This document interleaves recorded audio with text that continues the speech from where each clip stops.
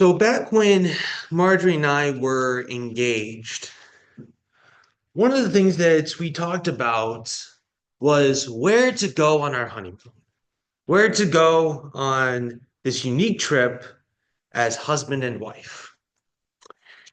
And we had two options. We really wanted to do a 2 week honeymoon, Um, but because of my schedule with my master's program, we were only able to fit in 1 week for our honeymoon. I literally only had 2 total weeks for my summer vacation.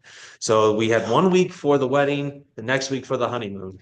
And we looked at each other and we said, we want to go to Disneyland. And so we decided to go there out in California.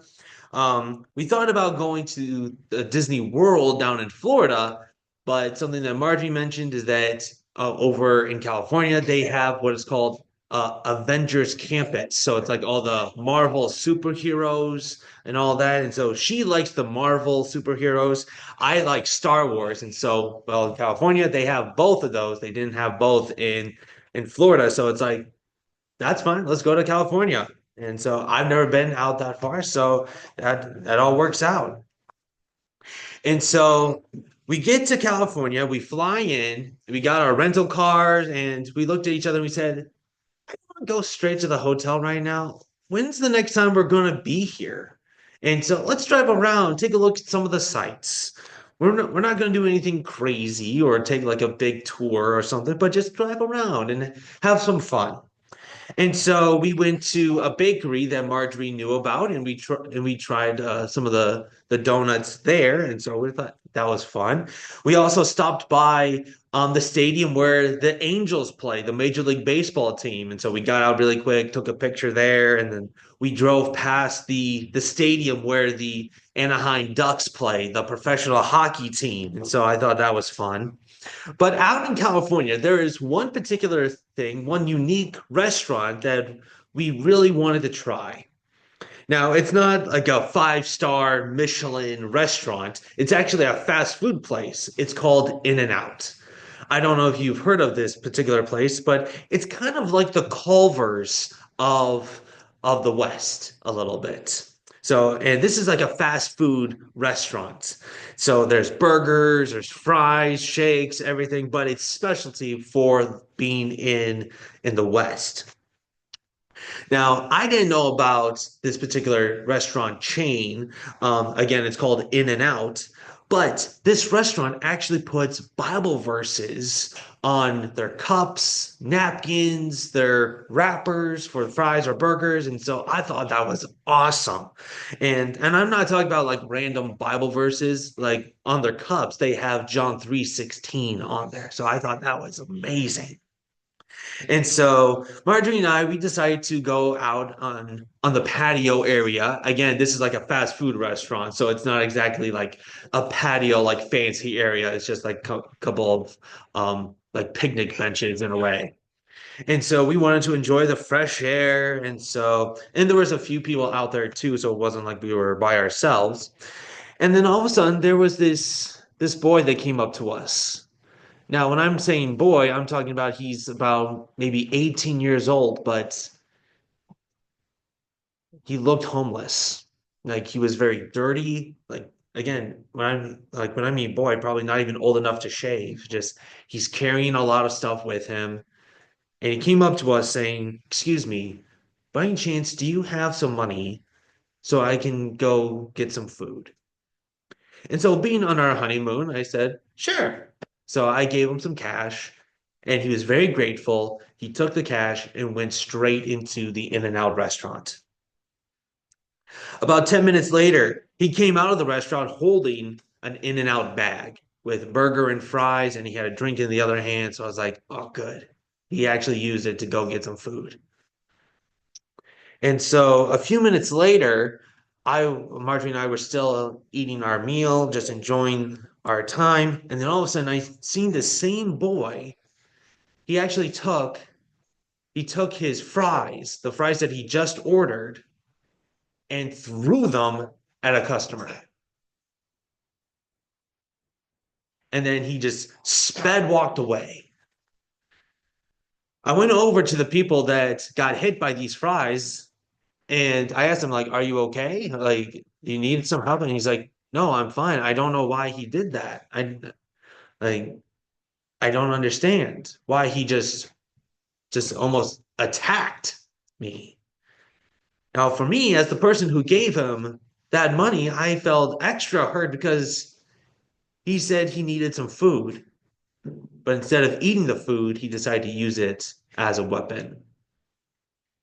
He took a gift that was good and used it as a weapon.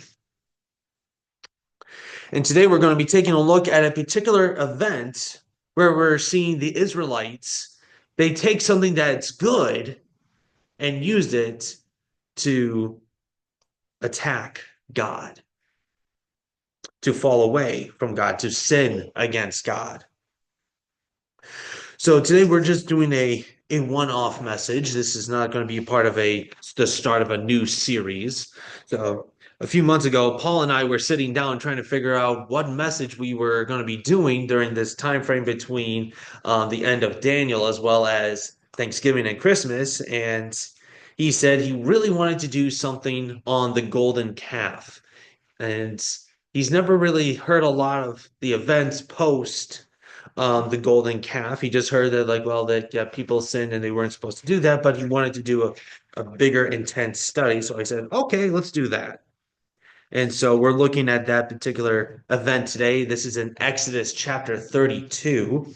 So a little bit of a background on this book. So this is a part of the Pentateuch or the law. That's what us Christians refer to these first five books. So that's Genesis, Exodus, Leviticus, Numbers, and Deuteronomy.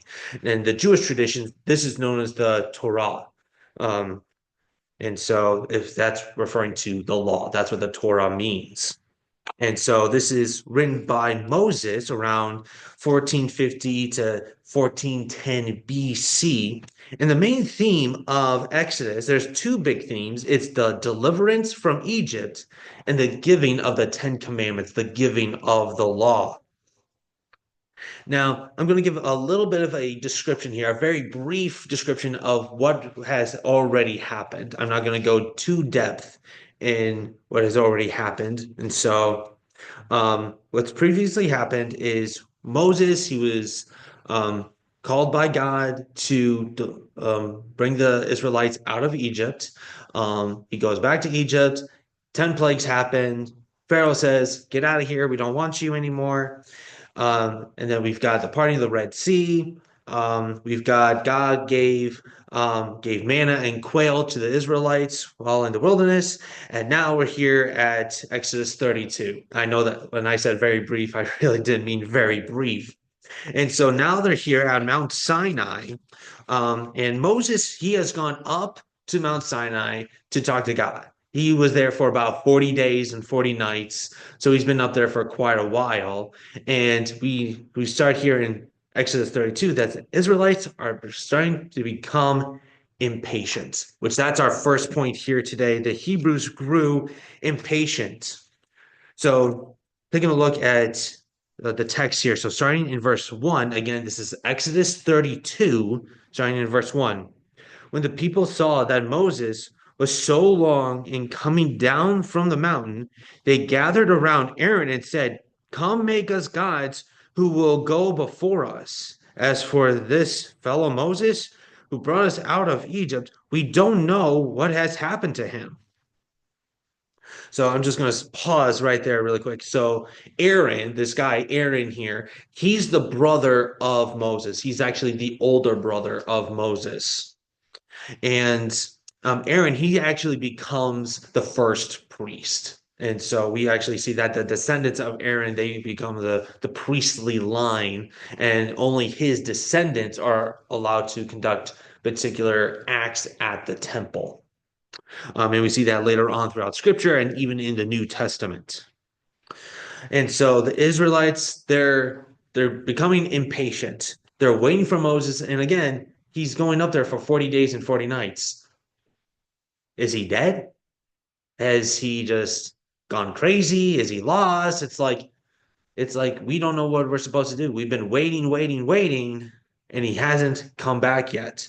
So they go to Aaron to ask him, hey, like, make us a god, make us a new god so we may worship him. So then in verse 2, it says, Aaron answered them, take off the gold earrings that your wives, your sons, and your daughters were wearing, and bring them to me. So all the people took off their earrings, rings, and brought them to Aaron. He took them, he took what they handed him, and made it into an idol, cast in the shape of a calf, fashioning it with a tool. Then they said, these are the gods, O Israel, who brought you out of Egypt. So Aaron's saying, bring me the gold earrings, bring me all your gold, all your metals here, and we'll make an idol for you guys. Now, where do they get these earrings? Where do they get this gold? Because if you remember, they were slaves for 400 years. Do you think they really had gold earrings? Slaves given the possessions of gold earrings, all this wealth that just was given to them as slaves? See, what happened was after the 10th plague, Pharaoh just said, get out of here. We don't want you here anymore. But then in Exodus chapter 12, we see that the Hebrews went up to the Egyptians and saying like, "Hey, can you give us some gold, some silver, some stuff, so that as we leave, that way we can have some stuff as we're in the wilderness." And the Egyptians just said, "Sure, here you go. Take the gold, take the silver, take the clothes, take whatever you want." But what's so unique here is that we see it in Exodus 12, verse 36. It says, "The Lord had made the Egyptians favorably disposed toward the people, and they gave them what they asked for. So they plundered the Egyptians." These slaves got the spoils. They plundered Egypt. They got all of this wealth to bring with them. And this was going to be helpful. Going away, they could use the gold, the silver, all these clothes, like as currency, as some type of cash to get maybe some goods, some services in some type of way. This was a gift that God gave them so they could be protected, so they could have some stuff as they go into the wilderness. But what did they do instead? They took this gold and made it into an idol. We see this in verse 5. When Aaron saw this, he built an altar in front of the calf and announced, tomorrow there will be a festival to the Lord. So that the next day the people rose early and sacrificed burnt offerings and presented fellowship offerings. Afterwards they sat down and ate and drank and got up to indulge in revelry. So friends, this festival, this is not like a festival that we know today. It's not like one of those things where you might see like there's like carnival rides or like there's different games and stuff. There's no like funnel cakes type of festivals here. This was a drunken orgy. That's the type of festival we're talking about here. And they make it seem like, oh yeah, we're making sacrifices to the Lord. But actually, they're worshiping this golden calf, getting behind this thing of gold as their God. Well, as we know, our great God, Yahweh, it wasn't something that he didn't know about. We see this in our next section, starting in verse 7, where God grew angry. So again, starting in verse 7, then the Lord said to Moses, go down because your people, whom you brought up out of Egypt, have become corrupt. They've become quick to turn away from what I commanded them and have made themselves an idol cast in the shape of a calf. They have bowed down to it and sacrificed to it and have said, these are our gods, O Israel, who brought you out of Egypt.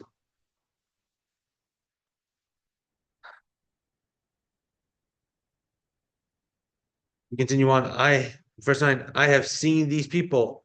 The Lord said to Moses, and they are a stiff-necked people. Now leave me alone so that my anger may burn against them, that I may destroy them, and I will make you into a great nation. So we see God is angry, furious. It's a very, like, when I'm saying like he's angry and furious, that's a very um mild term, because we see here God is so angry that God wants to destroy these people, the people that are turning against him, that have turned against him. We see this in verse 10 where it says, like, so that my anger may burn against them and that I may destroy them. And at the very end of that, then I will make you, as he's talking to Moses right now. So I will make you, Moses, into a great nation. So God is saying, you know what? I'll get rid of these sinners, get rid of these people, and I'll make Moses into a great nation. I'll make him into a great nation. Now, one of the unique things about this particular chapter, it shows that God gets angry. And people think that the characteristic of God makes the like him being angry doesn't make the Bible trustworthy, because they say, well, God is angry and he's upset in the Old Testament, but he's loving and caring in the New Testament. I would rather follow the God of the New Testament. But the thing that a lot of people don't understand is that that's the same God. He's not someone different. He's not changed. He is the same God in the Old Testament and the New Testament. See, we see God's anger in the Old Testament and in the New Testament. There are sections where we do see God's anger in the New Testament. And we get glimpses of God's grace and mercy in the Old Testament and the New Testament. So it's the same thing all the way through. He's the same God throughout these 66 books. So again, God has become angry and just said, I'm done with these people. I want to make Moses into a great nation. He wanted to wipe out these sinners.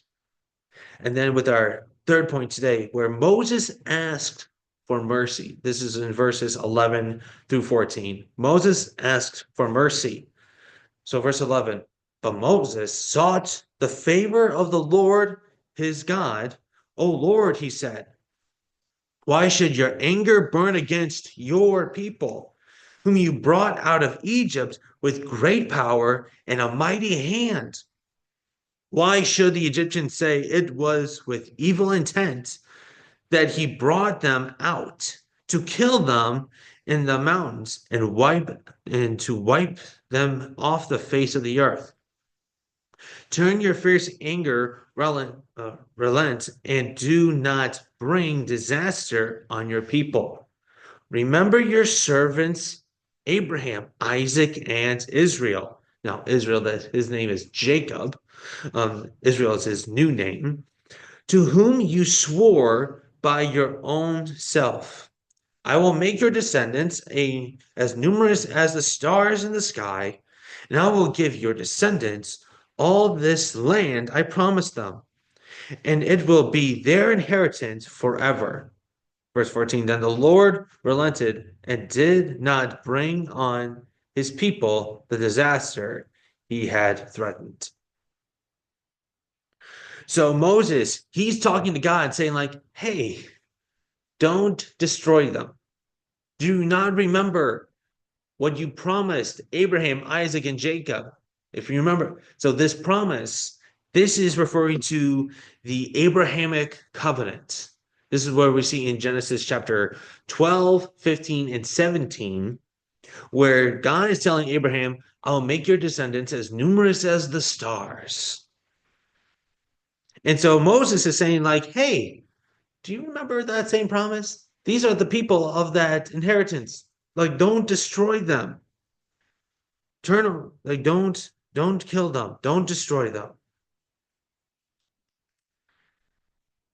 And so then in verse 15, we see that Moses is coming down the mountain. And starting in verse 15 through the rest of the chapter, this is where we're going to be spending the majority of our time today.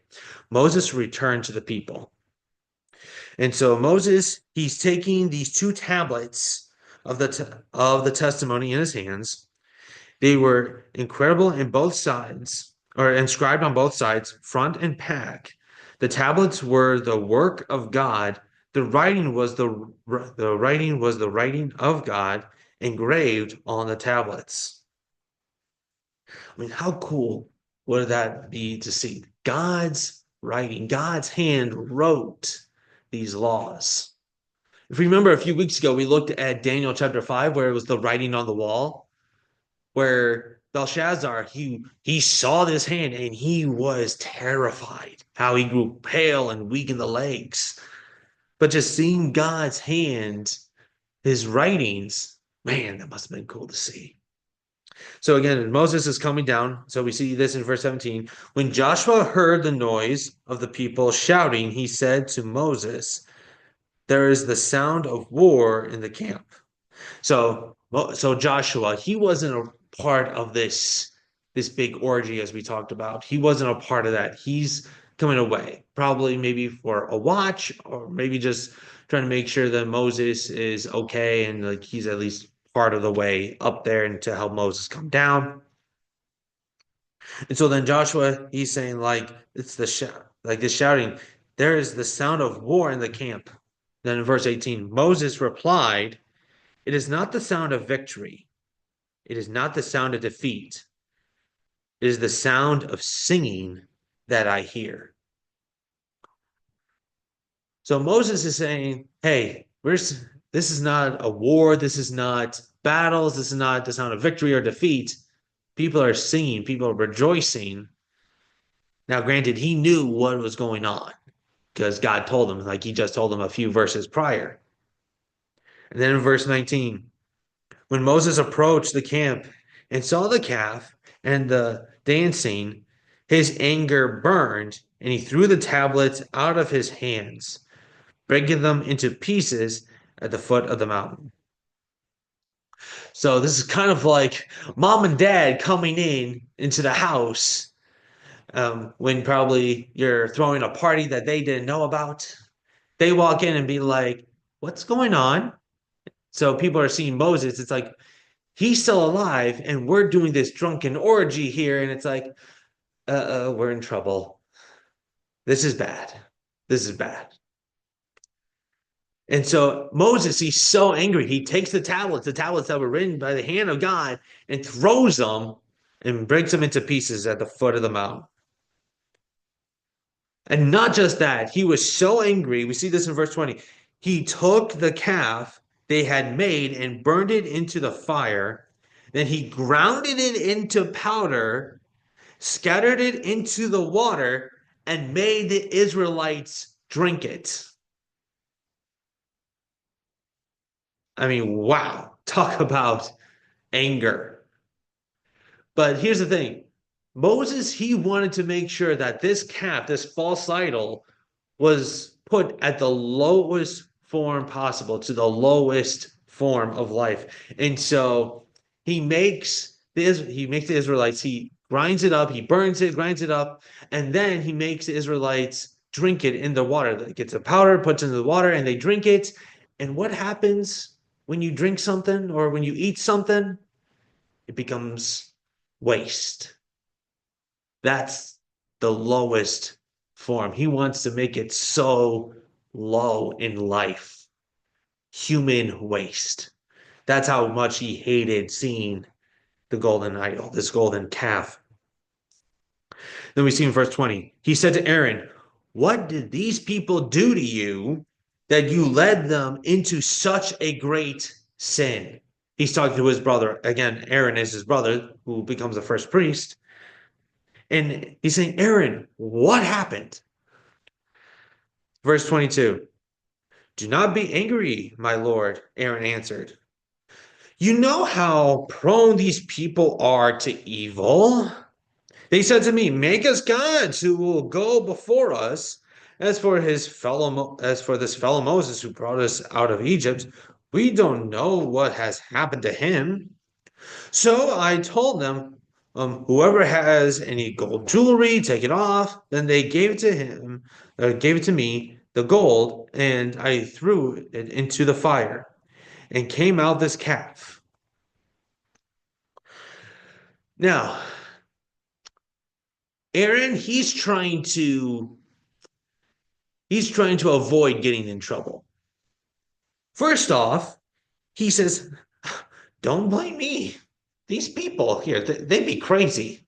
They're crazy. They're acting weird. They came to me, yelling at me. It's like, where is Moses? Where is he?" And so it's like, okay, fine, fine. It's like, I'll do what you want. And so then I just said, well, give me your jewelry. Just give me your jewelry, and we'll make an idol and everything. And what happened was, is like Moses or Aaron, he said, this is probably the lamest excuse I've ever. It's like he said, I just took the gold and I put it to be melted and everything, and just came out this calf. It just magically appeared. Friends, we saw at the beginning of this chapter, he took a tool and fastened it himself. But here he's saying, it just happened. I don't know what happened. I mean, again, such a lame excuse. It's like, can't you think of anything better, bro? So as we continue on to verse 25, Moses saw that the people were running wild, and Aaron had let them get out of control until he came back a laughing stock to their enemies. Verse 26. So he stood at the entrance of the camp and said, whoever is for the Lord, come to me. And all the Levites rallied to him. So Moses is saying, like, hey, if you're for the people that are most likely still doing this orgy, that are just singing, dancing, trying to have this festival and everything, still kind of almost like ignoring Moses, ignoring like the fact that they were just punished. That Moses is saying, like, hey, if you're with God, come to me. And so all the Levites rallied around him. In verse 27, then he said to them, this is what the Lord, the God of Israel says. Each man strap a sword to his side. Go back and forth through the camp from one end to the other, each killing his brother and friend and neighbor. The Levites did as Moses commanded, and that day about 3,000 of the people died. And Moses said, you have been set apart to the Lord today, for you were against your own sons and brothers, and he has blessed you this day. So this is a time that people say, like, oh, this is so mean. Why is Moses killing all these people? Why is he giving this order? It's like, well, number one, God gave the order. But number two, this is a time for people to repent, a time for mercy, a time for God's grace to be shown here, saying, hey, guys, if you're going to worship God, if you're for God, you can come to me. If you're going to worship the one true God, Yahweh, then come to me. And we saw that there were people, the Levites, they came to him. They were by his side, but people are still singing, dancing on this festival that they're having. And so then Moses is saying, fine, you don't want to be a part of us? Fine, then we are going to kill you. And he sent out the Levites to go and kill all the people. And they had about 3,000 people die that day. And continuing on in verse 30, the next day Moses said to the people, you have committed a great sin, but now I will go up to the Lord. Perhaps I can make atonement for your sin. So Moses went back to the Lord and said, oh, what a great sin these people have committed. They have made themselves gods of gold. Verse 32, but now please forgive their sin, but if not, then blot me out of the book you have written. So here, Moses, even with all this going on, he says, Lord, forgive these people. He could have punished them even more, but he's asking God to forgive these people. So, friends, we do see that there is love, forgiveness, grace, and mercy even in the Old Testament. So, love, grace, and mercy is not just a New Testament concept, there's still forgiveness and grace found here in the Pentateuch, in these first 5 books. Now, with this unique event, with all that has just happened, what is our application? So I got a total of 4 things for you today. 4 things for our application. I have 3 do nots. I know that's pretty common for the Old Testament. People say like the Old Testament is filled with thou shalt not statements, but these thou shalt not statements, they're important. And so we do have 3 do nots here, and they are important. And I do have one question I do want you to take home with you for today. The first one is, do not be impatient when it comes to following God. Do not be impatient when it comes to following God. Friends, the Israelites, they were growing impatient. They were upset. They were tired of waiting for Moses. Now, I do understand they were waiting for 40 days. Is he dead? Is he coming back? Is he lost? But they didn't trust in God. They didn't trust that Moses would return to them. And so then they decided to just do away with Moses, do away with God, and to make themselves a false idol. They grew impatient in following God. And friends, I don't know about you, I hate waiting. I'm not a patient man. I have difficulties with patience. And being an Amazon driver, I've met a few customers that were a little bit impatient. They said, I ordered this yesterday. Why wasn't it here sooner? I'm sorry, it's here now. And especially with today's world, being patient has become all the more difficult. We want God to work his miracles now, but sometimes we have to wait. And yes, that is difficult. But we can't grow impatient while following God. So that, again, do not be impatient when it comes to following God. The second one is, do not get distracted with the false idols of life. Friends, there are things in this world that can easily take our eyes off of Jesus, especially in our modern world today. There's so many things that can take our eyes off of God. Now, if you remember the Apostle Peter, during the big storm in the Sea of Galilee, Jesus is walking on water and Peter is calling out, if it's you, call me out to you, tell me to come to you. And so Jesus said, yes, come out to me. And Peter gets out of the boat, and he too is then walking on water. But then he sees the waves, he sees the storm. He gets distracted. He takes his eyes off Christ, and then he sinks. Now, Jesus did come and rescue him, obviously. He didn't let him drown, but his eyes were fixed on Christ. He walked on water. Wow. So don't get distracted with the idols of life, friends. The Israelites here, they got distracted. They wanted something different. They wanted that golden calf. They got distracted of the one true God. Third application is, do not rationalize sinful actions. Don't rationalize sinful actions. Friends, we saw Aaron here. He's just saying, Moses, bro, these people, it was their fault.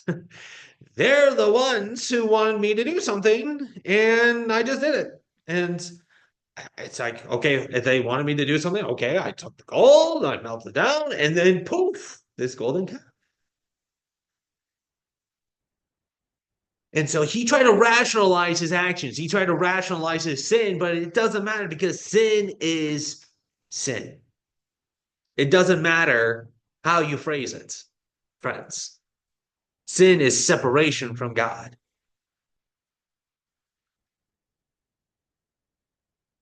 And so, again, those are our three application points. So, again, do not be impatient when it comes to following God.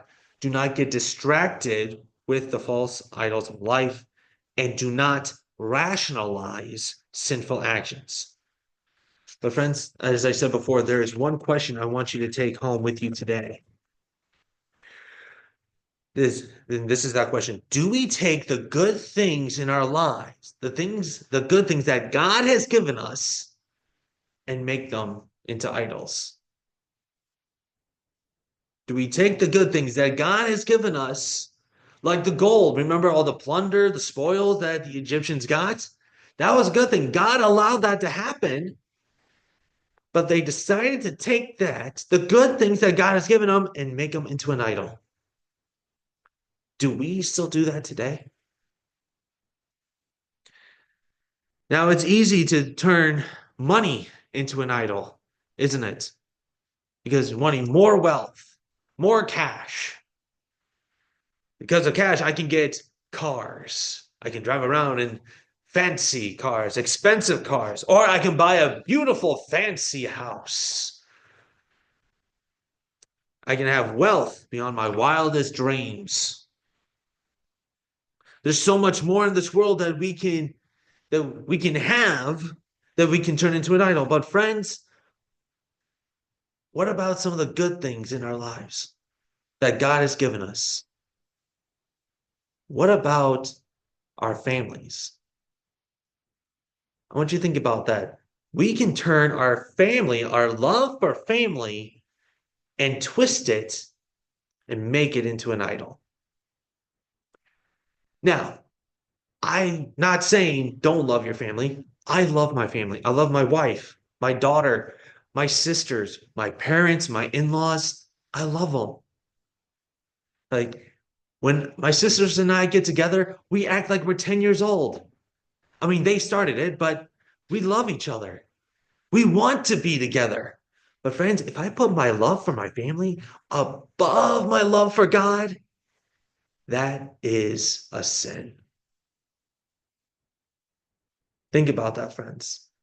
And with all these holidays coming up, we got Thanksgiving, Christmas, New Year's, time for friends and family to come together. If we love our families more than God, then we've missed the point.